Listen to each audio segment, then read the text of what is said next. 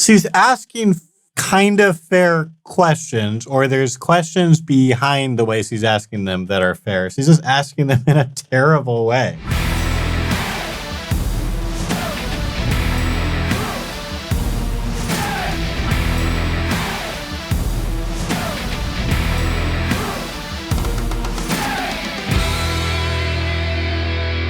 All right, we're back with another Apologist Reacts. This time I'm doing a couple of Pixar movies that have been suggested to me in the comments. Thank you so much. Post in the comments other movies or TV shows, specific scenes you would like me to add to this series. Again, if you haven't been here before, you might want to check out previous episodes, but I'm an apologist, and so I am analyzing these scenes to try to give you tips on how to have good dialogue. So what are the things that characters are doing in these scenes that are either helpful to emulate in your dialogues if you want your dialogues or debates to go better? And what are the things that you maybe don't want to do? Again, I know this is Hollywood or Hollywood writers, and so sometimes for entertainment value, you're going to see characters doing things that are not helpful. I get that. It's no judgment on that. But given that in 2020, our civil discourse is at an all-time low, as far as I can tell anyway, I think that we could use all the tips that we can get on how to have good dialogue. So this might be just a fun way to get some dialogue tips in. Are we going to talk about it? What? The elephant in the room. What elephant? I guess not then. Okay, so that's pretty interesting. I think it is often good to bring out the elephant in the room. So he's doing a good job at, trying to broach the subject, and obviously he's not having it. He's closed off from it, and so he shuts it down. So he's not doing as well as C is. And obviously C only has there's a power dynamic here. So there's only so much that C can do. It's just moving on. C's annoyed, but dropping it. You're referring to today? Yeah, what's the deal with today? We all made mistakes. For example, you kids were supposed to watch Jack Jack. Babysitting. Well, you guys did the important stuff. We talked about this. You're not old enough to decide about these things. We are old enough to help out. Yeah. Isn't that what you tell us, Dad? Yeah, well, help out can mean many different things. But we're supposed to help if there's trouble. Well, yeah. Aren't you glad we helped today? Yeah, I know, but You said... Okay, so this kind of rapid fire questioning at people, like this is more the way an interrogator, or a prosecutor or someone acts, and that's not the way to make someone bring their defenses down. Like if you really want to get at where someone's coming from, then you want their defenses to be completely down and for them to feel safe to tell you the truth about whatever's going on for them. And what C is doing is, trying to kind of trap him with previous words he said, sometimes maybe not using the same definitions as he was using, like he might be meaning something different than he meant in those times. And it would take a little bit of time to unpack all of that. And there would be a way to do that, to go like one at a time, kind of talk through, well, help me understand why we need to do that when you've said before this. Like, help me understand is a more inviting way to help someone try to communicate. All right, are they actually contradicting themselves? And if so, would they be willing to adjust? Or are they going to say, well, yeah, but I meant something different then. I didn't mean jumping into the fray of life and death battle or whatever, would be what he has to say. Or also, like, if I'm him, I want to get alone with Helen so that we can get on the same page, because I think it's, generally important for parents to kind of be this united front, and the daughter is kind of trying to turn him against what the mom has said, which is also just not helpful as far as the family dynamic goes. Proud of us. Well, yeah, I was. We want to fight bad guys. No, you don't. You said things were different now. And they were. On the island. But I didn't mean that from now on... So now we've got to go back to never using our power. It defines... Okay, so Helen was doing the here's what I said, here's what I wasn't meaning to say thing, which is pretty good. And then I don't like Violet's response. So now we've got a blah, blah, blah, blah, blah. Like this complaining thing. I don't like that response. I think what she could say is, okay, so it sounds like what you're saying is if we're on the island, we can use our powers, but if we're here, we never get to use our powers. Is that where we are? Like something like that would be better. Who I am. We're not saying you have... What? Someone on TV said it. Can we just eat the dinner while it's hot? Did we do something wrong? Yes. No. We didn't do anything wrong. Superheroes are illegal. Whether it's fair or not, that's the law. The law should be fair. What are we teaching our kids? To respect the law. Even when the law is disrespectful? If laws are unjust, there are laws to change them. Otherwise, it's chaos. Which is exactly what we have. Okay, so I actually think that it is healthy sometimes for parents to disagree in front of their kids because it can help teach them, what does healthy dialogue look like versus obviously don't be yelling at each other, don't be throwing plates around, any of that stuff. But like having like a healthy, like if this was more of an ERI style dialogue, right? Like, okay, so it seems like what I hear you saying is this. It's like, no, what I was trying to say is this other thing. Like, I feel like there's a difference between what the laws are and what is like actually moral. And should we at least kind of talk about both of those categories? Like they could have a really great dialogue about this here, but both of them are too tense. Both of them are angry at the other for disagreeing and disagreeing in front of the kids. And now it's kind of getting into a little bit more like there's like a physicalness to the situation where she's like pounding the table. This is not the kind of argument that you want to have in front of your kids, but they could have had a better one, maybe in front of their kids. Although, to be fair, Violet and Dash are feeling so strongly about it right now. Maybe now is actually not the time. The best thing would be to say, look, I think you all have reasonable concerns or reasons to be disappointed by the situation. Let's talk about this again tomorrow. Like I promise we'll talk again tomorrow. Tonight, let's just have dinner and process. And then we will all come together tomorrow afternoon or whatever, and let's have a real conversation and make sure everyone is heard, or like whatever version of that you think is appropriate when it's parents with their kids. But there's something like that would have been a lot better than this.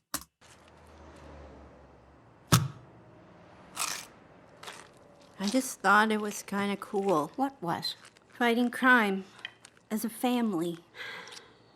It was cool. But it's over. The world is what it is. We have to adapt. Are things bad? Things are fine. May I be excused? How much longer in the motel, Dad? Not much longer, honey.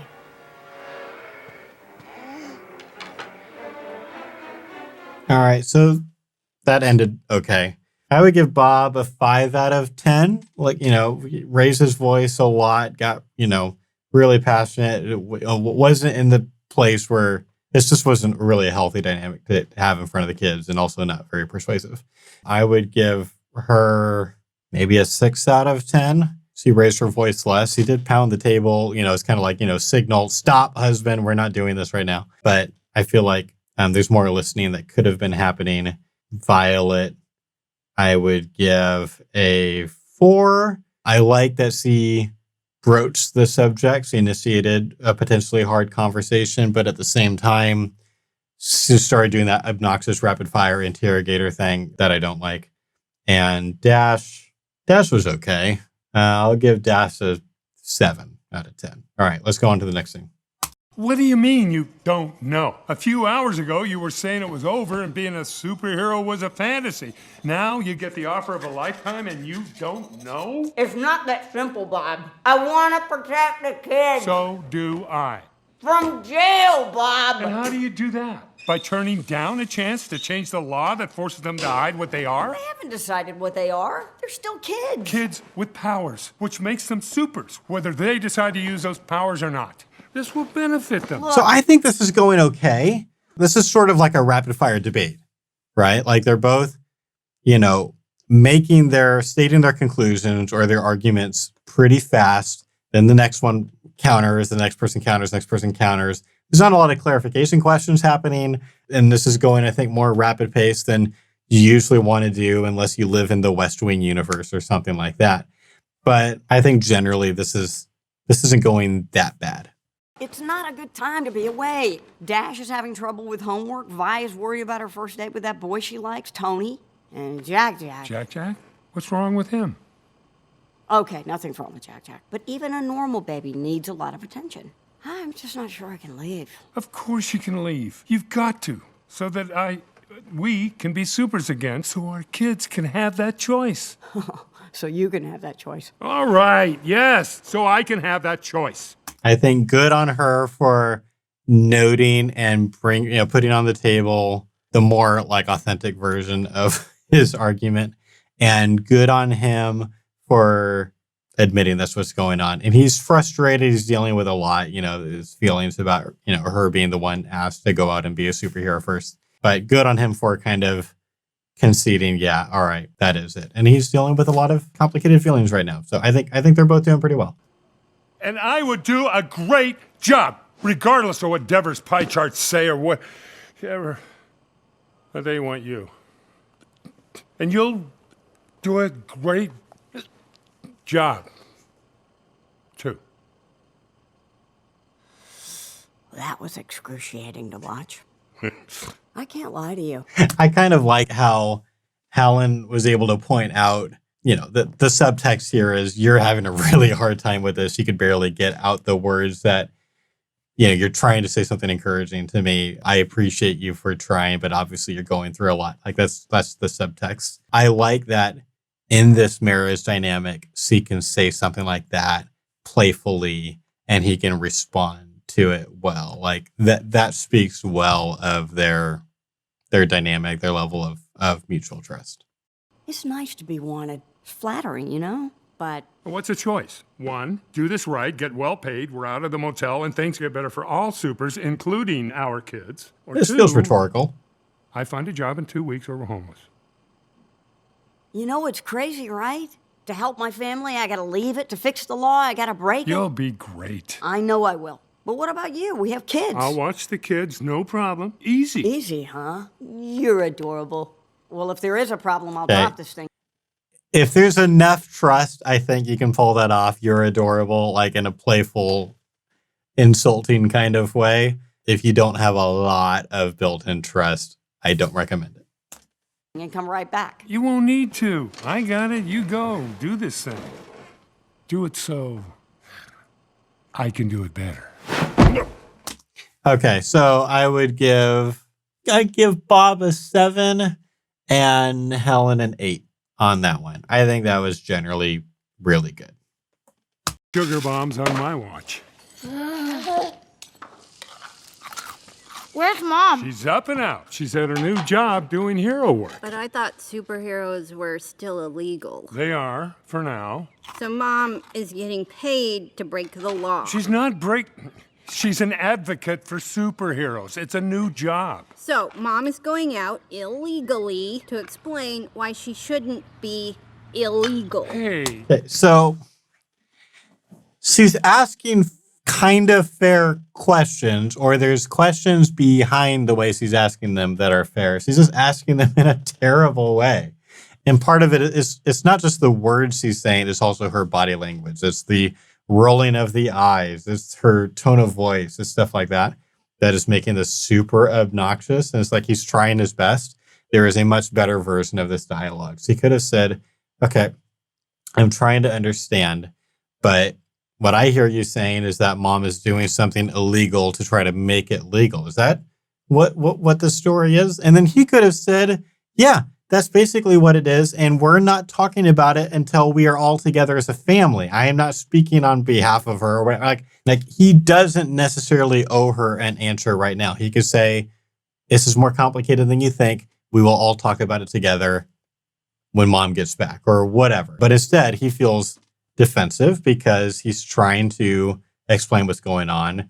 And his daughter is not only disagreeing, but disagreeing in this kind of really snotty way. Yay! The bus is here! Whoa! Grab your stuff! Quick, go on, get on there! And he is ready to end that dialogue. And again, I tell people when your dialogues get really bad, be willing to graciously end them. There is a time to end bad conversations. And this was probably one of those times. There's a better way. Obviously, it's better for it not to end because of a bus, but because you have, tied a bow on it, for now and kind of said, hey, let's talk about this later. That kind of thing would be better than this. But at the same time, like this wasn't going anywhere, right? Because she was not in a place to hear what he had to say. And he might not have been in a place to even be able to explain it well. And so So yeah, it's probably good for the dialogue to end around now. All right, for that scene, I would give Bob a 7. I think he was doing pretty fine. He wasn't communicating as persuasively as he could have, but I think he was doing pretty well. And Violet, I would give a 4. I would make it worse, except her questions are pretty legitimate questions. It's just the way she was asking is so bad. Okay, one more scene. Well, I'm beat. Congratulations. Big day. Good night, ladies. I will see you tomorrow. Good night. Must be nice for you, being out front after all this time. Out front? Well, it's been a while since your superhero days, and even then, you were kind of in Mr. Incredible's shadow. Nah, I beg to differ. I'm not saying you weren't big. No, you were and are a superstar, but you have the stage to yourself now, and people have to pay attention. I think this is going okay. I like how, like, there are times where you can do this thing that Helen did where you can kind of point out some disagreement without like completely explaining it. Because as he did, like, he was kind of in danger of interrupting Evelyn. And so just kind of really quickly stating, like, I'm not completely with you there, but then letting them continue, I actually think can be a really helpful thing in dialogue. Let them finish their point. But maybe, either using body language or something to be like, like something like that sometimes can be helpful. Just like kind of let them know, here's where you're at. They might even redirect or change the way they're making the argument because of that. And that can be helpful. I kind of like how this is going. I like how they also feel relatively safe with each other to be having this kind of informal dialogue like this. Oh, you mean it's a man's world and all that? Well, what world do you live in? Your brother runs Dev Tech. I don't want his job. I invent. He sells. I ask. Again, so like Evelyn could have like taken offense at the question, like, what world are you living in? But she could see that it wasn't meant in a malicious way. And I think that is an important thing. Like, this is the most important thing probably anyone can take from this particular video is be charitable to what other people mean and give them the benefit of the doubt. And don't take every opportunity you have to take offense as something the other person says. Like, sometimes people say things in a way that could be seen as offensive, but clearly it was not meant in an offensive way. And we can just move on and not like, sort of take the bait, but not their bait. It's just like take the bait that the situation is offering you to get all offended and then make the dialogue about that thing. Now you're not talking about the real issue. You're talking about, I don't like how you said that. Like, a lot of conversations devolve because of things like that. Again, it is sometimes fair. Sometimes people are really rude in the conversation, and then it does become about that, at least temporarily. I get that. Sometimes that's appropriate. But in this case, I just think part of why this conversation is going well is because Evelyn is just like moving right along and not taking it as like a mean thing that she said. So there's more of a playful dig or a way to just show disagreement. What world are you living in? Like that kind of thing. I just think that was really good. Which of us has the greater influence? Which side of me are you asking? The believer or the cynic? The cynic? Would say selling is more important because the best sellers have the most buyers. Doesn't matter what you're selling. It only matters what people buy. This is true. If I discovered the origin of the universe, my brother would find a way to market it as a foot massager. Good common ground from Evelyn, and also using humor in the dialogues. He made it into a joke, a clear, like a ridiculous joke. And I think it is really important for people to try to use humor in their dialogues. It helps de-escalate, helps release some of the tension. We have a podcast about that already. I will link to it in the description. I have recorded a second podcast already. That's kind of a follow-up on this I did with a really cool guy, a friend of mine named Josh Harris, who is a Christian comedian. I don't know whether this video is coming out first or whether that podcast is coming out first. I think this video is coming out first. So I think that'll be out later. So if you haven't subscribed to the Equip for Life podcast on iTunes or Spotify or wherever you listen to podcasts, you should do that because that was an awesome episode. I just know that there's a bunch of episodes above it in the queue. So I don't think it'll be out yet, but it's really good. So humor and dialogue. I'm not going to go really deep into that here, but we've got a couple of podcasts on that. You should definitely check them out. So what would the believer say? The believer would tell you to make your mark. Don't wait for permission. Assert yourself and impose your will on the status quo. Sounds like my brother. What? You sound like my brother. Well, he's not wrong. There's an art to getting a reaction. Oh, I know how to get him. My brother? No, screenslaver. You're tech savvy. I need to lock onto a signal and trace its origin. How fast can you slap something together and meet me at the airport? Airport? Need to get out of town, pronto. Yeah, so I think the rest of that went pretty well. So obviously there's another thing going on here where like Evelyn is not being actually authentic here. And so, to rate them well, I'm just going to like kind of just treat this one scene as its own thing. And as what if in an alternative universe, Evelyn was actually just Winston's sister, and Helen's friend and not actually like the mega villain of the movie. I would give Helen an 8. I think like she was playing with fire a little bit with comments like, what world are you living in? But I think, sometimes you can just kind of feel out where the other person is and kind of test the waters a little bit. And you might be able to move through the dialogue faster by by getting to the point fairly quickly. If you can tell the other person is not super sensitive, you don't have to walk on eggshells around them. Evelyn was acting in that way. So I think it's fine. I'm going to give Evelyn a 9. Because not only does she use humor, not only does she find common ground, not only does she not take offense, she chose, I think, not to take offense, or at least wasn't in her nature to take offense at the wording that Helen was using. But also she did this other thing I noticed at the end there where she mentally noted, there was this kind of like, Helen asked, are you asking me as this type of person or is this thing, as an optimist or a cynic or whatever? And I don't remember exactly what those categories were. I've already forgotten it. But Evelyn noted it and not only asked the first one, like here's the one that she's maybe the most interested in, but she kind of brought, she called it back later and then asked about the other one, like to get even more understanding of where Helen is coming from, kind of asked her about both. And I think that can be really helpful. It is sometimes good in a dialogue, like it is not the time to ask a particular question, but you want to ask it at some point. And so just trying to kind of mentally log it away and then move on because you don't want to be thinking about that the whole time. You want to be listening to them and, reacting to them, in the moment, but then being able to kind of call that back later. That can be just really helpful in dialogues because sometimes someone says something that you want to get into later. It's really important, but now it's not the time. If you would like to learn more practical dialogue tips like this, I want to encourage you to get the Equipped for Life course. We have 8 dialogue tips as of right now in it. I know I'm planning on filming some more next year, and so we will be adding more to that list. But those are the kinds of tips that if you want to have good dialogues can be really helpful. Also, if you're interested in pro-life apologetics, a lot of the course is focused on the arguments that we found to be the most persuasive when talking to our pro-choice friends. And so if you use the coupon code YouTube, you can get 10% off a permanent membership to the Equipped for Life course. And of course, like, subscribe, comment below any movies or TV shows you'd like me to react to in this series in the future. I would love to hear those. I have a decent list right now of scenes that I do want to react to in the future, but if you have something you'd like to see, I'd love to hear about them in the comments. Thanks so much for watching and go have an important conversation.